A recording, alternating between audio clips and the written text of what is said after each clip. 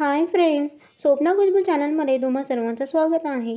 Friends, आजच्या व्हिडिओमध्ये आपण रामदास स्वामी यांचे मनाचे श्लोक अर्थसहित ऐकणार आहोत. त्याआधी तुम्ही जर चॅनलवर नवीन असाल तर चॅनलला सबस्क्राईब करा. गणाधीश जो ईश सर्व गुणांचा, मूळ आरंभ तो निर्गुणांचा.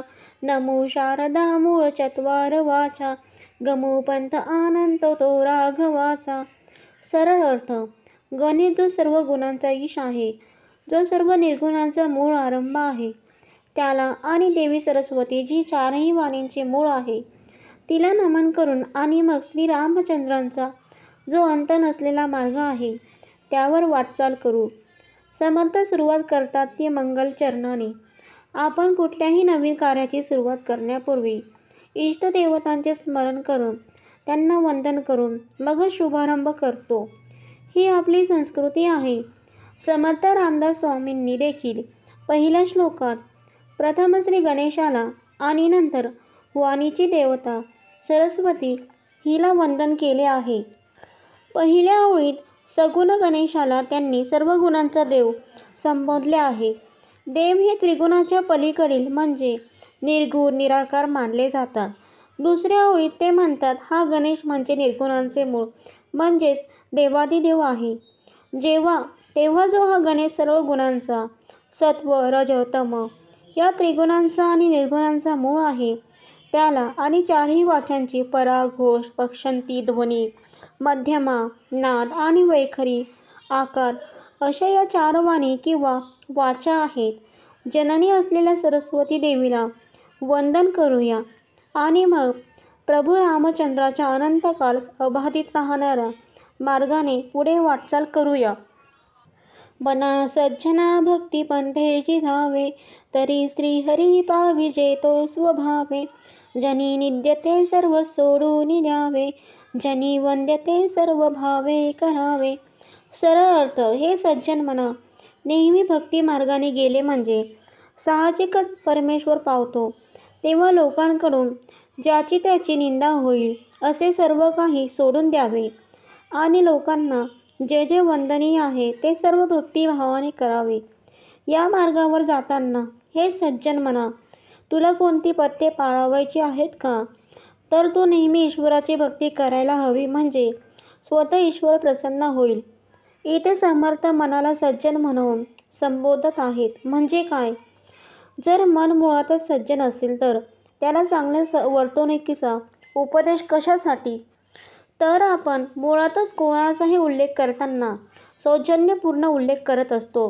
जसे सद्गृहस्था, महोदय, शहाण्या माणसा किंवा इंग्रजीत देखील जेंटलमॅन असे म्हणतो.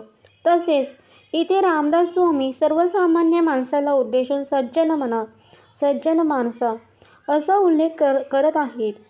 तर हे सज्जन माणसा, तू नेहमी ईश्वराची भक्ती करत राहा, म्हणजे स्वतः श्रीहरी ईश्वर तुला नक्की प्रसन्न होईल आणि नेहमीच्या आचरणात वागण्यात तू जी जी वर्तणूक निंदनीय असेल तिचा त्याग करून जी जी चांगली सर्वांकडून नावाजली जाईल अशी असेल तीच वर्तणूक अगदी प्रामाणिकपणे मनोभावे ठेव. प्रभाते मनी राम चिंतित जावा, पुढे वैखरी राम आधी वदावा. सदाचार हा थोर सांडून येतो, जनी तोचितो मानवी धन्य होतो. पहाट झाल्यावर श्रीरामाचे स्मरण करावे आणि नंतर श्रीरामाचे नाव उच्चारावे. सदवर्तन थोर असते ते सोडू नये, कारण सदाचारी माणूसच सर्व जनांमध्ये धन्य होतो.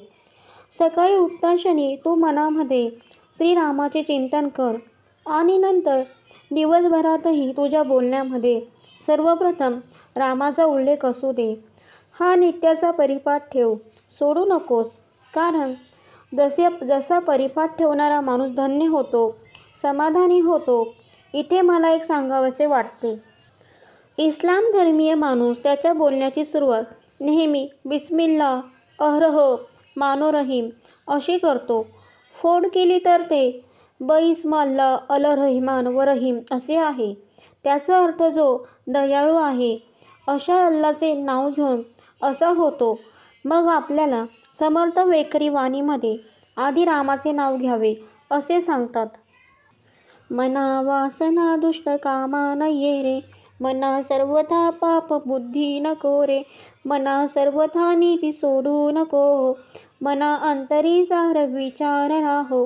हे मना, पाप वासना काही कामाची नाही. निव्वळ पापबुद्धी मनात बाळगू नये आणि नीतिमत्ता सोडू नये. सारासार विचार मनात नेहमी असायला हवा. हे मानवा, मनामध्ये दुष्ट वासना ठेवून कधी काही भले होत नाही. तेव्हा अशी वासना दुसऱ्याचे वाईट व्हावे, अशी पापबुद्धी ठेवणे योग्य नाही.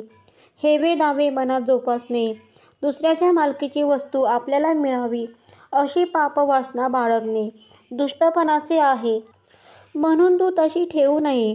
आपली नीतिमत्ता महत्त्वाची आहे, ती कधीही सोडू नये आणि साराचार विचार काय चांगले म्हणून अंगीकारावे, काय वाईट म्हणून सोडून द्यावे, याचा विचार कायम मनात राहायला हवा.